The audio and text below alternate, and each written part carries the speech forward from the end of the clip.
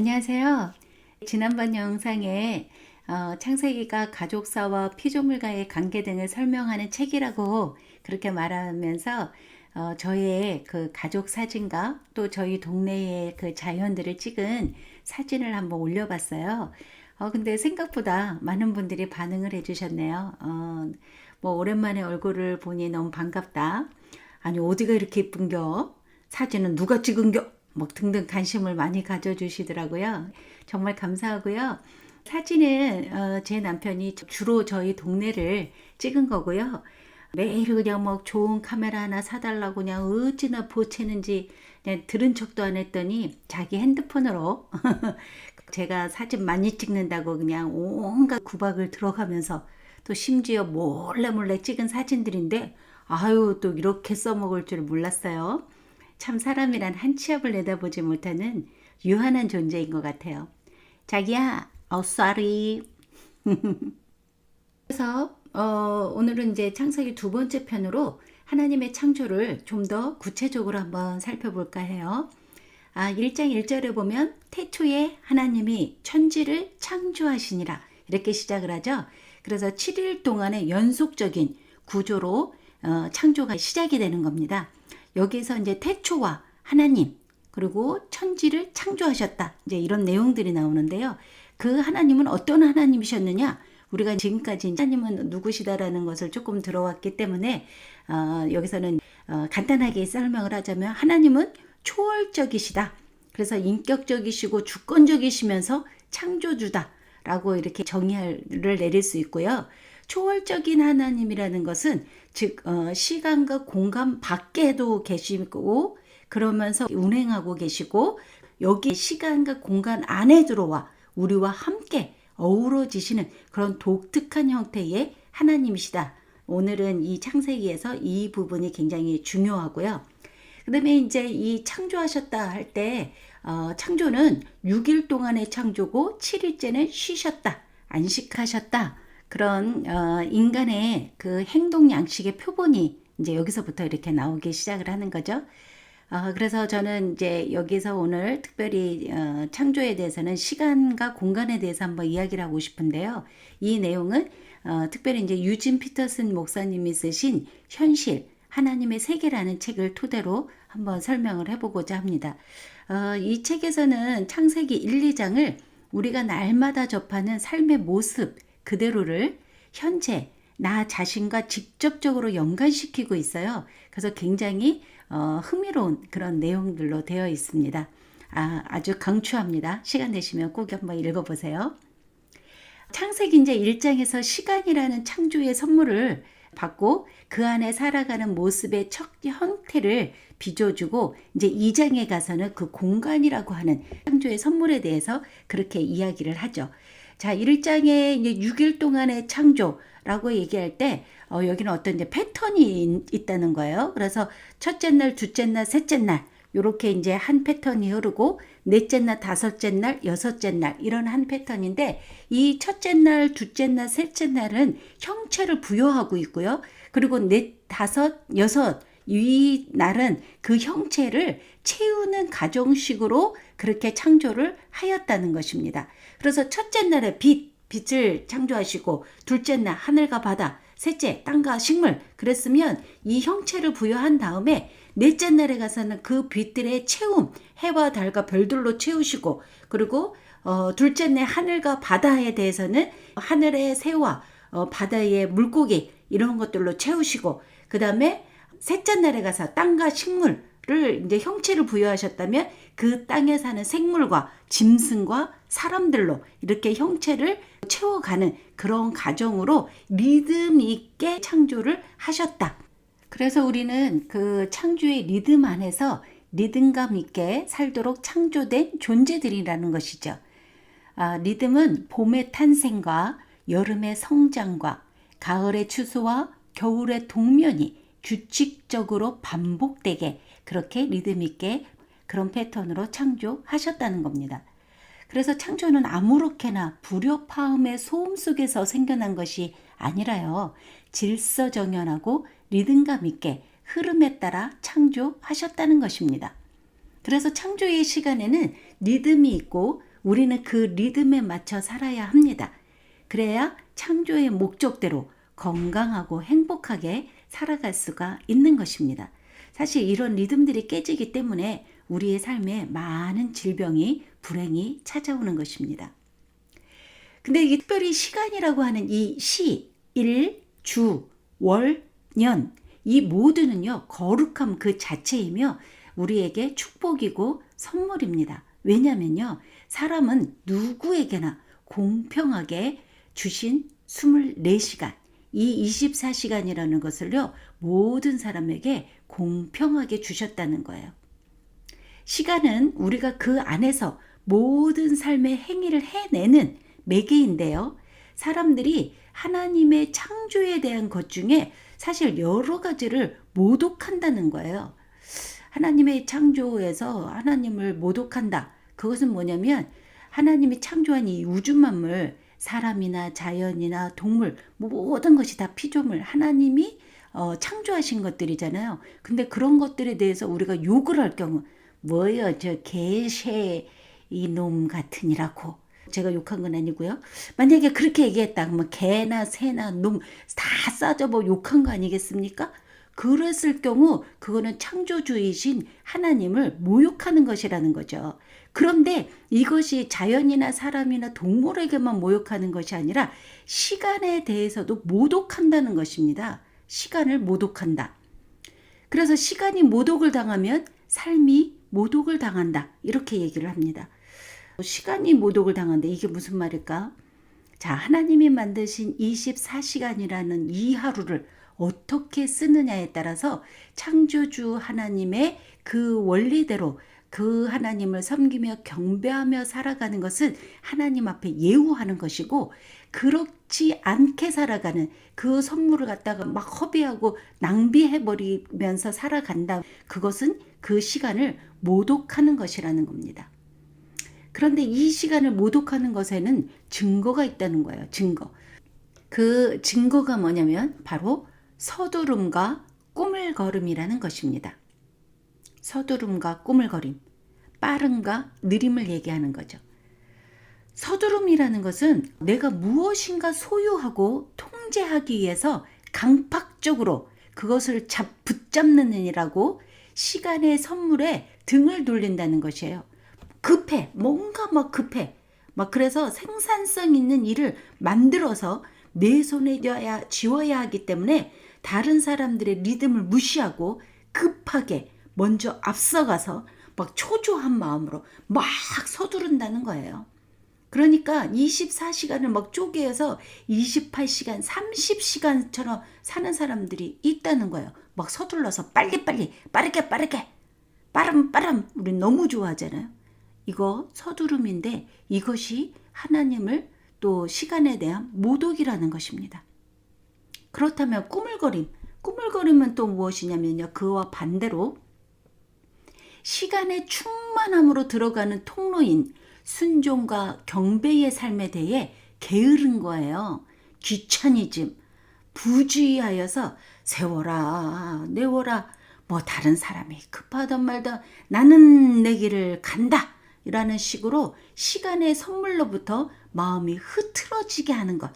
그래서 하루를 이런 사람은요, 뭐 2시간, 4시간, 8시간만 사는 사람 같아. 반나절을 뚝딱 그냥 없애버리는 거예요. 그냥 게으르고 나태하고 그냥 처지고 느려짐으로 말미암아서 하루에 24시간을 반 정도밖에 살아내지 못하는 것. 꾸물거림. 결국 이 서두름이든 꾸물거림이든 이 두 가지는 다 시간을 침해한다는 것이에요. 시간을 둘 다 낭비하는 것이죠. 하나님의 다스림 통치를 받아들이지 않고 내 마음대로 내 식대로 쓰는 시간은 시간을 모두 모욕하는 것이라는 겁니다. 그렇다면 어떻게 시간을 보내는 것이 선물을 준 그분에게 예의를 지키는 거고 시간을 모독하지 않는 것일까?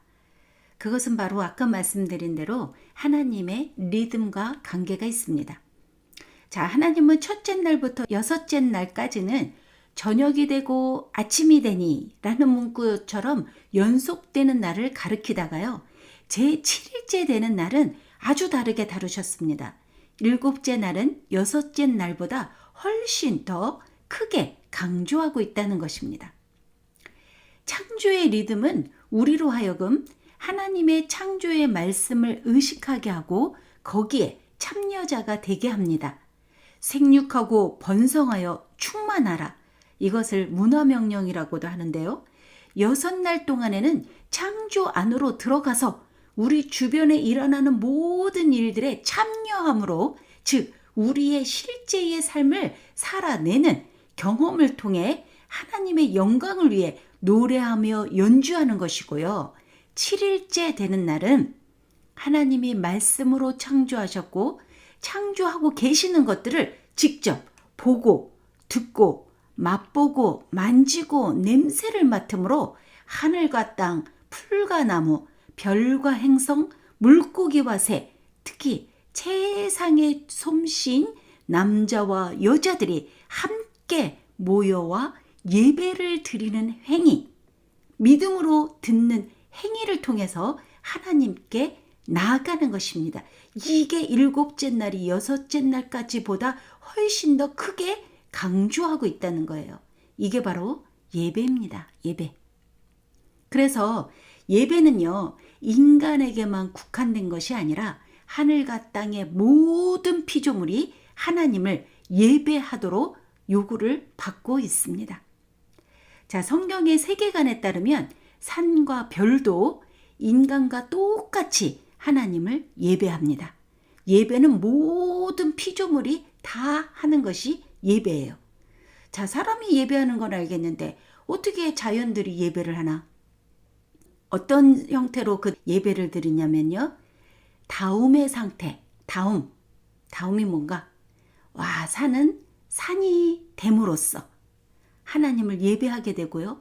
별은 별이 됨으로써 하나님을 예배하고, 꽃은 꽃다움으로, 동물은 동물다움으로, 그렇게 모든 자기의 원래의 상태에 만들어준 그 상태, 그 다음을 통해서 하나님을 예배한다는 거예요. 인간이 인간답다. 저 사람 인간다워, 사람다워. 그런 다움을 통해서 그 상태로 하나님을 예배한다는 것입니다. 우리 인간만 예배하는 것이 아니라 모든 피조물이 이 우주적 성소 안에서 그들의 창조자를 찬양하는 것, 이게 예배입니다. 예배는 하나님의 일에 동참하는 사람들로 만들어주는 최우선 수단이지만, 만약에 우리가 주일만 기다리고 주일날만 하나님께 영광을 올리려고 사는 사람처럼 6일 동안을 무시한다든지, 그날은 대충대충 그냥저냥 살다가 그냥 주일날만 빡세게 그냥 그날만 기다렸다가 사는 삶, 이것도 아니고요. 그렇다고 6일 동안 활동은 너무나 막 자기의 그 삶의 그 동기부여를 다 들여가지고 완전히 그냥 막 온몸을 다 불살러서 그 에너지를 다 써가면서 6일 동안은 열심히 살다가 7일째 날은 힘이 없고 완전 퍼져가지고 제 7일 날은 정말 그야말로 넉다운되는 그러한 모습으로 살아가는 것은 다 하나님의 리듬을 깨뜨리는 행위라는 것입니다. 창세기의 리듬은 우리의 참여를 가능케 하는 안식일 휴식의 명령 속에서 우리 삶에 재생산되며 부각되어져서 예배의 장소를 떠나 밖으로 나올 때 우리는 새롭게 인식하는 눈과 재창조된 순종의 마음을 가지고 세상 속으로 다시 걸어 들어가는 것이라는 겁니다. 이렇듯 창세기 1장에서 시간에 대한 창조의 목적은 엿새 동안의 우리의 산만하고 불안하고 때로는 늘어지는 삶을 일으켜서 7일째 능력 있는 하나님의 말씀을 통해 다시 안정적이고 확고하고 서두르지 않는 속도에 맞추어 살도록 우리를 끌어안으시는 안식일로 귀착시키는 겁니다. 그 리듬 안에 그 패턴대로 우리는 모든 창조의 시간에 융합되고 현실화되는 것이죠. 이럴 때 우리는 창조의 참여자가 되는 것입니다. 이 순간이 다른 모든 순간, 즉 과거와 미래의 순간들과의 리듬 있는 그런 관계를 마련해 줍니다. 그래서 과거, 현재, 미래가 나라는 사람의 삶의 한 리듬이 되는 것입니다. 그래서 우리는 어떠한 한 사람을 볼 때 지금의 현재의 모습으로만 그 사람을 평가하는 것이 아니라 그 사람이 살아왔었던 과거, 통으로 그 사람의 과거에 살았었던 모습과 그리고 앞으로 살아가게 될 모습, 미래의 모습을 다 통틀어 보면서 그 사람에 대해서 보아야 하는 것이죠. 보이는 것들만 가지고 그를 평가하면 안 된다는 것입니다. 그렇게 하는 것이, 보이는 것만을 가지고 평가하는 그런 것이 바로 창조주이신 그분을 모욕하는 것이다. 이렇게 말하고 있는 것입니다. 이것이 시간에 대한 창조의 그 이야기고요. 2장으로 넘어가서 공간에 대해서 한번 잠시 살펴보도록 하겠습니다. 제가 어떤 드라마를 보다 보니까요. 그 속에서 어떤 여자가 또 다른 여자에게 이렇게 심각하게 얘기를 하는 거예요. 예, 너는 내 친구니?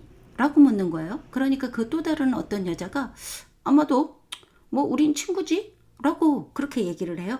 그러니까 어떤 여자가 야, 그걸 내가 어떻게 알아? 하고 얘기를 하니까 또 그 다른 어떤 여자가 그 사람의 말이 아주 걸작이었어요. 그 여자가 뭐라 그랬는지 알아요? 너와 내가 같은 공간을 많이 쓰는 걸 보니 우린 친구 맞아. 그러는 거예요. 제가 그 드라마를 보면서 아이고 이 작가 뭘 좀 하네. 그렇게 생각을 했습니다. 공간이라는 것은 시간과 함께 한 벌로 가는 하나님의 선물인데요.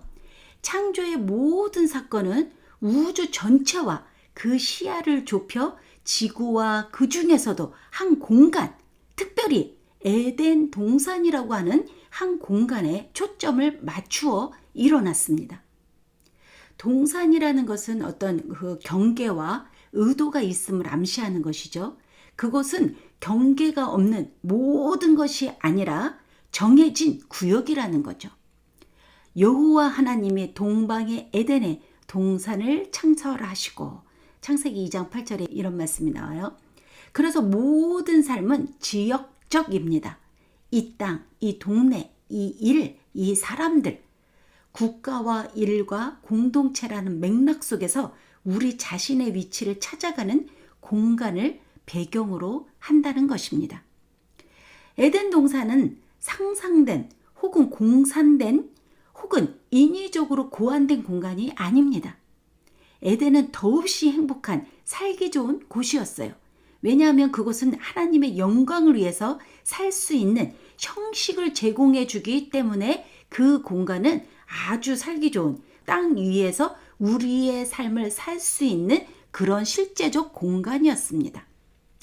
그래서 기독교의 복음은 우리가 흔히 영적인 삶과 관계가 있다고 생각하는 것들, 즉 사상, 진리, 기도, 약속, 믿음들이 특정한 사람과 실제 공간을 벗어나서 그것 자체로 생명력을 가지는 것을 결코 허락하지 않습니다. 우리를 향한 하나님의 위대한 사랑과 목적은 우리의 평범한 삶의 일상적인 일과 꿈들 속에서 이어져 갑니다. 하나님은 지금 있는 모습 그대로 우리와 함께 일하시지, 우리가 앞으로 되어야 할 모습 혹은 우리가 되어야 한다고 생각하는 그 모습과 우리와 같이 일하시는 것이 아닙니다. 하나님은 또한 우리가 있는 그곳에서 우리를 다스리시지, 우리가 있고 싶은 곳에서 우리를 다루시지 않는다는 말씀입니다. 동방의 에덴이라는 공간은 선하고 본질적이며 기초적인 것으로서 우리의 인간 존재를 진정으로 살아내는 유일한 창조의 공간이었습니다. 이러한 공간에 하나님께서 인간을 만드셔서 거기에 두셨습니다. 이 공간에서 가장 눈에 띄는 존재가 바로 인간이죠. 인간. 첫사람 아담이라는 이름의 뜻이 인간이라는 얘기잖아요. 근데 이 인간의 어원이 어디서 왔느냐면 땅이라고 하는 아담아라고 하는 그 언어에서 파생된 단어입니다. 즉 아담이라는 인간은 무엇으로부터 지어졌느냐, 인간이 어디에서 살도록 놓여졌느냐, 그를 형성한 재료와 그가 놓인 장소와 연결시켜주고 있다는 것입니다. 우리는 우리가 놓인 공간을 구성하는 물질과 같은 원료로 만들어진 존재입니다. 하나님은 우리 인간을 흙으로 만드셨고 그 흙 위에 우리는 날마다 걸어 다니고 그 흙 위에 집을 짓고 그 흙 위에 도로를 깔아서 그 위로 차를 몰고 다니는 것입니다. 창조 세계는 우리와 분리된 것이 아니라 그것을 우리의 일부이고 우리는 그것의 일부입니다. 이 땅이 더럽혀지면, 동물이 착취당하고 학대당하면, 강이 오염되면 사실상 모독당하는 것은 우리를 형성하는 재료인 것입니다. 우리는 이 공간을 소유하는 것이 아니며 따라서 그것을 가지고 우리 마음대로 할 수가 없는 것입니다. 왜요? 우리가 바로 이 공간이기 때문입니다. 그것은 우리가 지구의 다른 모든 이웃과 공유하고 있는 정체성입니다. 그래서 사실 우리가 즐겨 부르는 복음성가 있잖아요. 제 많은 이 세상은 내 집안이네, 이런 찬양이나 가요 중에 인생은 나그네 길 어디서 왔다가 어디로 가는가, 이런 가요들은요 사실 예수 그리스도의 복음과 거리가 먼 이야기예요. 오히려 그 자리에 있는 것, 우리가 놓인 그 동산을 일구고 가꾸는 것이 훨씬 더 복음적인 것입니다. 왜냐면요, 하나님이 이 흙으로 된 사람의 코에 숨을 불어 넣으셔서 그 흙이 살아있는 존재가 되었기 때문입니다. 살아있는 존재가 되었다라는 것은 하나님께서 우리를 인격적으로 다루시고 우리와 관계를 맺어 가신다는 것입니다. 그리고 우리에게 그 일을 맡겨 주셨습니다. 하나님의 창조 사역을 지속해 가는데 우리를 끌어들이셔서 하나님의 지도에 따라 하나님의 창조에 참여함으로써 이 공간, 이 땅, 우리를 구성하는 이 물질에 대해 조화를 이루게 하셨다는 것입니다.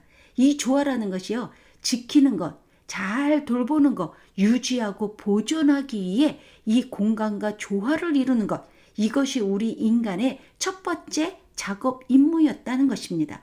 인간의 첫 번째 일이란 바로 무엇이었죠? 동물과 새의 이름을 짓는 그것부터 출발을 하였거든요. 자신이 살고 있는 동네를 알아가는 것, 그 동네의 본질과 조건들을 알아가는 것은 하나님의 영광을 위해 사는데 아주 기본이 되는 일입니다. 우리의 공간을 진지하게 받아들여야만 그 본질을 연구하고 그 주위 조건에 익숙해질 수 있습니다. 우리가 일하고 놀고 먹고 자는 그 공간의 질감과 느낌을 배워야만 우리는 거기서 자유를 누리며 모두가 하나님의 선물이라는 것을 알게 됩니다. 그런데 이 임무를 인간이 지키지도 못할 뿐더러 파괴하죠. 죄로 인해서. 그래서 그 동산에서 쫓겨나고 우리 인간들이 한 곳에 정착을 못하고 이리저리 떠돌아다니는 신세가 되고 마는 것입니다. 그것이 3장에서 나오는 것인데요. 다음 편에서 우리가 3장에 이제 타락하기 이전에 하나님께서 만드신 여자와 남자, 특별히 부부에 대해서, 부부의 세계, 요즘 부부의 세계가 아주 난리인데 성경에서 얘기하는 부부의 세계는 어떠한 세계인가, 이것을 다음 편에서 살펴보도록 하겠습니다. 감사합니다.